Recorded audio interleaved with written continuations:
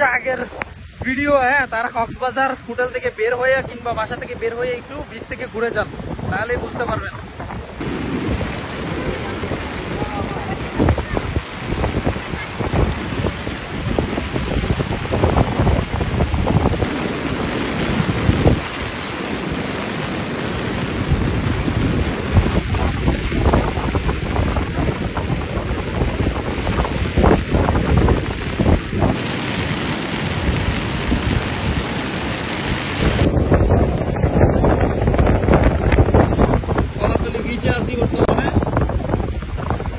পর্যটক একদম শূন্য, তাই বললে চলে। হাতে গোনা দু একজন দেখা যাচ্ছে শুধু।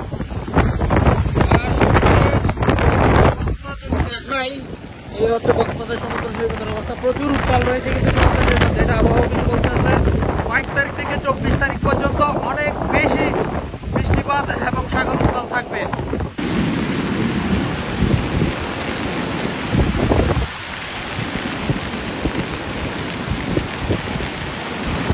কক্সবাজার সমুদ্র সৈকত সাইমন বিচের সামনের দৃশ্য।